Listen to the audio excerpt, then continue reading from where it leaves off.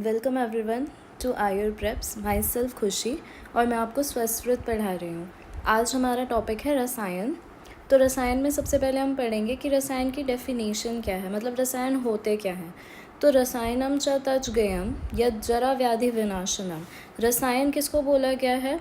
जो जरा और व्याधि का विनाश करें। ठीक है, जरा मतलब एजिंग और व्याधि मतलब की बीमारी, तो जो उनको नष्ट करे उसको हम रसायन बोलते हैं। लाभ उपायो ही शस्ता नाम रसादि नाम रसायनम। अब ये जो डेफिनेशन है चरक चिकित्सा की, ये एक्चुअली इस बेनिफिट के लास्ट की लाइन है।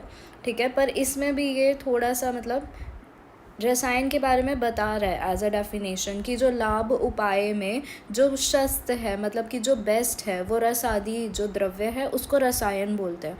तो इसलिए ये मैंने डेफिनेशन में डाली है। अब देखो रसायन क्या होता है ये तो हमें समझ आ गया, पर इसके इम्पोर्टेंस क्या है, क्यों हमें रसायन सेवन करना चाहिए, आखिर इससे बेनिफिट्स क्या होते हैं, तो अब हम वो देखेंगे। बेनिफिट्स में सबसे पहले आता है दीर्घम आयु स्मृति मेधा आरोग्यम तरुणम वय। जो आयु को दीर्घ करे, आयु को बढ़ाए, स्मृति मेमोरी को अच्छा करे, मेधा इंटेलिजेंस को अच्छा करे, आरोग्य मतलब कि किसी को कोई डिजीज़ नहीं होती तो उसको हम बोलते हैं कि यह आरोग्यता प्राप्त है, इसको कोई रोग नहीं होता, आरोग्य। तरुणम वय युवा अवस्था। प्रभा वर्ण स्वरौदीर्य, प्रभा मतलब कि उसकी कांति, कॉम्प्लेक्शन कह सकते हो आप, ऑरा कह सकते हो। तो प्रभा जिसका अच्छा हो, वर्ण कॉम्प्लेक्शन अच्छा हो, स्वर औदीर्य कि उसकी जो वाणी है, उसकी वॉइस जो है वो अच्छी हो। देह इंद्रिय बल परम, देह को शरीर को, इंद्रिया एकादश इंद्रिया, बल मतलब कि स्ट्रेंथ, इन सब चीज़ इन दोनों को, देह को और इंद्रियों को बल देने में परम अच्छा हो, श्रेष्ठ हो। वाक सिद्धि प्रणति कांति लभते ना रसायनात्। अब जो रसायन का प्रयोग करते हैं उनको क्या मिलती है? वाक सिद्धि, मतलब कि वो जो भी बोलेंगे वो सिद्ध हो जाएगा। ठीक है, वो कुछ भी बोलेंगे तो वो सत्य हो जाएगा। और प्रणति, प्रणति का मतलब आप कह सकते हो एक तरीके से कि popularity, that in good sense, कि जैसे कि अगर वो किसी संभाषा में, मतलब कि किसी कॉन्फ्रेंस टाइप या किसी ग्रुप में जाता है, तो प्रणति का मतलब ये होता है कि उसको वहाँ पे रिस्पेक्ट मिले, कि ये एक अच्छा है, मतलब उसको सम्मान मिले, आदर मिले, वो होता है प्रणति। कांति लस्चर और इससे रिलेट कर सकते हैं लभते न रसायनात्। तो जो रसायन का प्रयोग करते हैं उनको ये बेनिफिट्स मिलते हैं। तो दीर्घमायु स्मृति मेधा आरोग्यम तरुणम वय प्रभा वर्ण स्वर औदीर्य देहेंद्रिय बलपरम वाक सिद्धि प्रणति कांति लभते न रसायनात्। अब ये जो श्लोक है ये चरक चिकित्सा फर्स्ट चैप्टर का है, जो रसायन अध्याय है।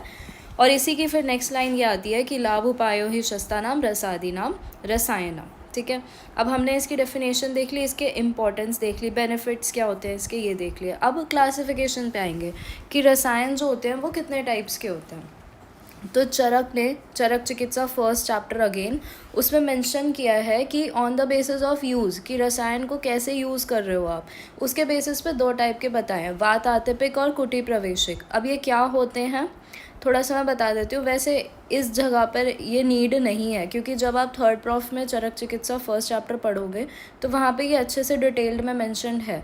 पर जस्ट फॉर द नॉलेज, कुटी प्रवेशिक में क्या होता है कि जिसको भी हमें रसायन सेवन करवाना है उसके लिए हम एक कुटी बनाते हैं, फिर वो उस कुटी में रहता है और वहाँ पे वो रसायन सेवन करेगा। फिर उसके रूल्स एंड रेगुलेशंस होते हैं कि वहाँ पे सिर्फ अच्छे लोग जैसे कि ब्राह्मण और गाय वगैरह जो है, जो सज्जन पुरुष हैं, ठीक है, वो वहाँ पे हों। और अगर उसको रसायन लेकर कोई प्रॉब्लम आए तो वैद्य जो है वो तुरंत उसकी हेल्प कर सके, ऋषि उसकी तुरंत हेल्प कर सके, तो वो सब अवेलेबल हों, तो वो कुटी प्रवेशिक आता है। और वात आतपिक में क्या होता है? वात का मतलब वायु हवा, आतप का मतलब होता है सनलाइट धूप।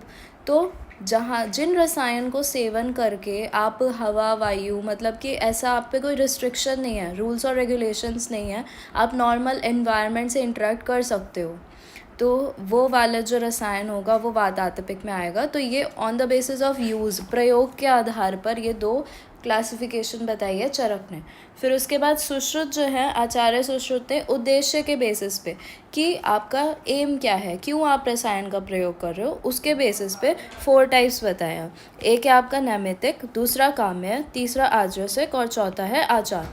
नैमित्तिक में क्या होता है कि कोई भी व्याधि है, कोई भी बीमारी है, तो उसको ट्रीट करने के लिए जब आप रसायन को यूज़ कर रहे हो, दैट इज़ नैमित्तिक। फिर आता है आयु, मेधा या फिर श्री कामना के लिए जब आप रसायन का प्रयोग कर रहे हो, तो उसे बोलते हैं काम्य।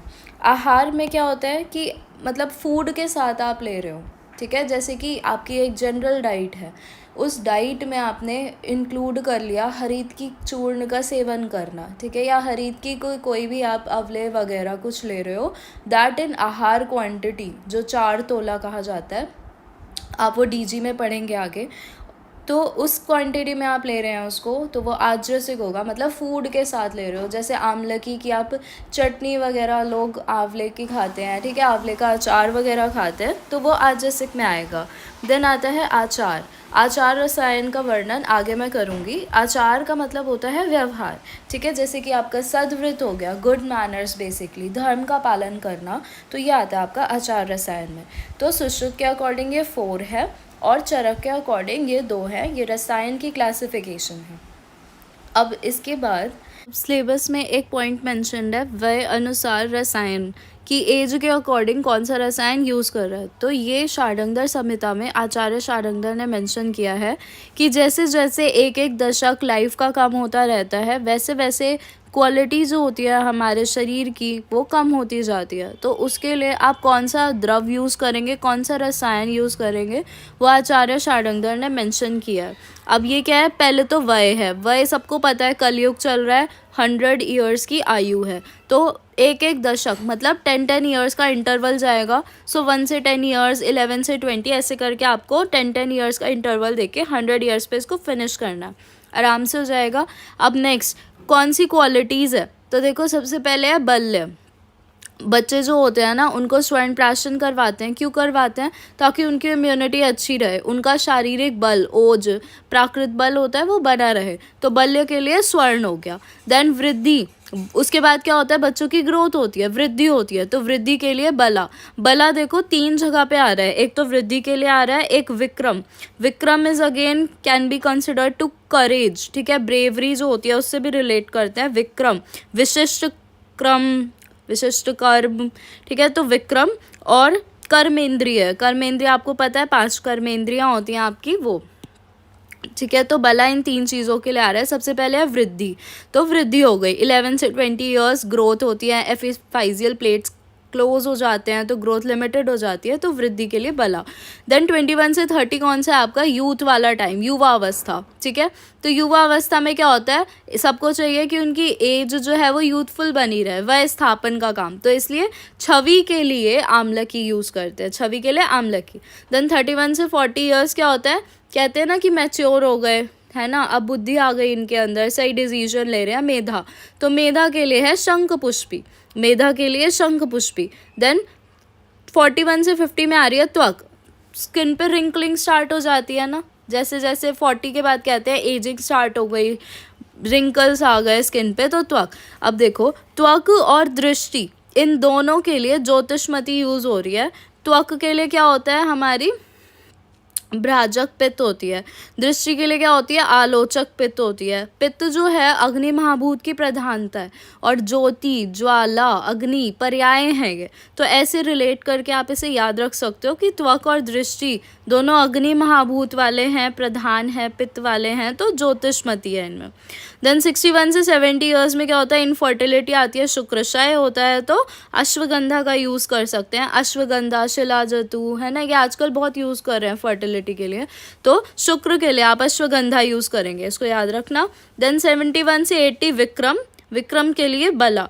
81 से 90 बुद्धि, होता है कि ओल्ड एज पीपल होते हैं, मेमोरी लॉस हो जाता है, भूल जाते हैं जल्दी जल्दी चीज़ों को, ठीक है, कहीं पे कोई सामान रखा है तो भूल हरित की, तो जो ऋतु हरित की है उसमें क्या होता है, हरित की सबको पता है एक ड्रग है ना, टर्मिनालिया चैबुला, रसायन का वर्क करती है वो। अब ऋतु मतलब कि सीजन्स, तो जो ऋतु हरित की है उसका मतलब ये होता है कि हरित की को किस किस अनुपान के साथ आप लोगे, किस किस सीज़न में, so as to get the effect of rasayana, ठीक है। अब देखो यहाँ पे हमने ऋतु मेंशन कर दी ट्रिक से, सब्जी VSH, ठीक है। मतलब ये एक ट्रिक है, अगर किसी को सीजन्स याद नहीं होते ऑर्डर में, उसके लिए।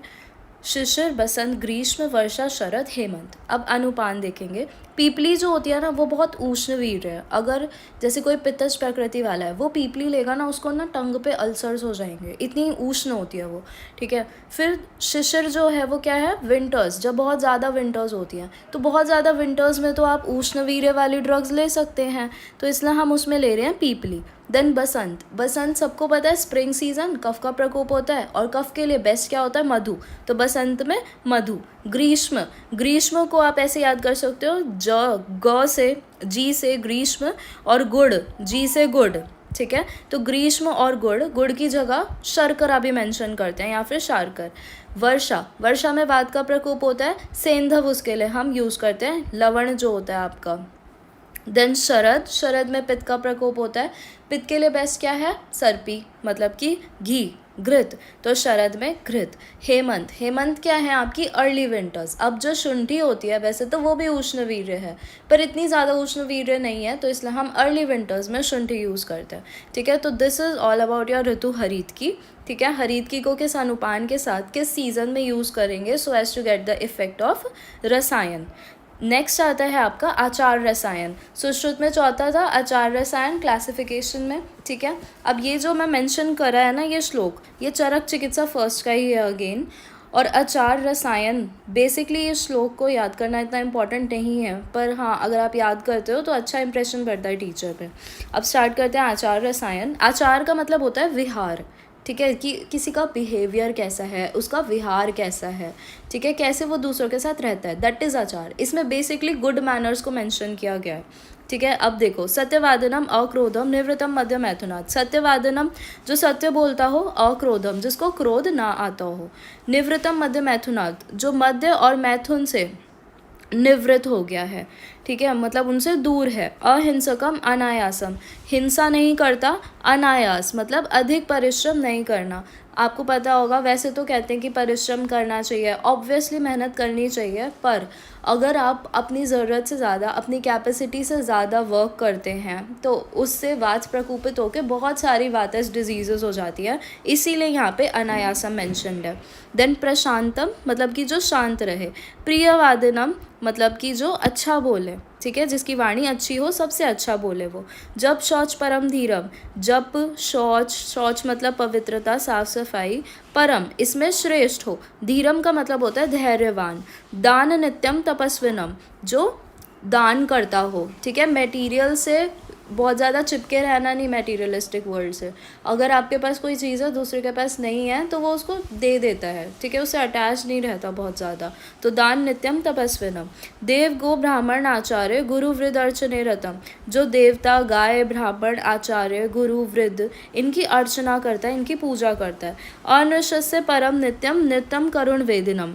अनृशस्य मतलब कि जो क्रूर ना हो, और नित्यम करुण वेदिनम की जो प्राणी हैं, दूसरे जो लोग हैं उन पे करुणा रखता हो। सम जागरण स्वप्न नित्यम घृत शीराशिनम। सम जागरण स्वप्न नित्यम मतलब कि उठने का टाइम, सोने का टाइम उसका एक फिक्स्ड है, ठीक है, सम है, बैलेंस्ड है। ये नहीं कि रात में नींद नहीं आ रही है उसको, सुबह 10 बजे उठ रहा है, ऐसा नहीं, ठीक है, शास्त्रोक्त वो सो रहा है और उठ रहा है। घृत क्षीर आशिनम, घृत और क्षीर दूध और घी इनका सेवन करता है। ये नित्य सेवनीय आहार द्रव्य भी हैं, चरक सूत्र 5th में मेंशन्ड है, जिनको हमें खाना चाहिए रोज़ रोज़, ठीक है। तो घृत क्षीर आशिनम। देश काल प्रमाणज्ञम युक्तिज्ञम अनहंकृतम, जो देश और काल का प्रमाण जानकर, ये प्रमाणज्ञम है, प्रमाणज्ञम, ठीक है। देश काल प्रमाणज्ञम युक्तिज्ञम अनअहंकृतम, देश और काल का प्रमाण जान के कि कौन सा देश है, किस में मैं रह रहा हूँ, जांगल है, अनूप है, साधारण है, कौन सा टाइम चल रहा है, उस अकॉर्डिंग मुझे ऋतुचर्या के अकॉर्डिंग क्या खाना चाहिए, ये युक्तियाँ लगा के अपने आहार विहार में रहे। अनअहंकृतम अहंकार ना करता हो। शस्त्राचार असंकीर्ण आध्यात्म प्रवीण इंद्रियम। शस्त्राचार जिसका व्यवहार बहुत अच्छा हो, सदाचार वाला हो। असंकीर्ण, असंकीर्ण का मतलब होता है उदार व्यक्ति। आध्यात्म प्रवीण इंद्रियम, आध्यात्म मतलब स्पिरिचुअल, प्रवीण इंद्रियम मतलब जिसने अपनी इंद्रियों को कंट्रोल में किया हुआ हो। उपासितारम, उपासना करना वृद्धों की, आस्तिकों की और जित आत्माओं की, जिन्होंने अपनी आत्मा को जीत लिया। जित आत्मा, आस्तिक जो स्पिरिचुअल हैं, वृद्ध जो हमसे एज में बड़े हैं, ठीक है, उनकी उपासना करें। धर्म शास्त्र परम विद्यात, जो धर्म और शास्त्र में अच्छा हो। नरम नित्यम रसायनम, ठीक है, ऐसा जो नर होता है, मनुष्य होता है, वो नित्य रसायन सेवी का पात्र होता है। मतलब कि अगर ये जो गुण हैं, अगर ये किसी मनुष्य में है, किसी ह्यूमन में ये सारी क्वालिटीज़ मेंशन्ड है, तो चाहे वो आचार सेवन चाहे वो रसायन सेवन करे, चाहे वो रसायन सेवन ना करे, लेकिन उसको रसायन के जो हमने बेनिफिट्स देखे थे, दीर्घायु स्मृति मेधा, वो सब उसके अंदर प्रेजेंट होगी, उसको वो सारे बेनिफिट्स मिलेंगे, ठीक है। मतलब अगर कोई ये आचार रसायन का पालन करता है या किसी के अंदर ये क्वालिटीज़ हैं, तो उसको वो बेनिफिट्स मिलते हैं। अब इसका थोड़ा सा मॉडर्न एस्पेक्ट भी देख लेते हैं। मॉडर्न एस्पेक्ट में देखो, रिसर्चेस में क्या आया है कि बता देती हूँ एक बार, कि आचार रसायन जो है वो गाबा सिस्टम जो है उस पर वर्क करता है, उसको एक्टिवेट करता है, ठीक है, जिसकी वजह से जो गाबा मीडिएटर्स हैं आपके, जैसे कि नॉरएपिनेफ्राइन,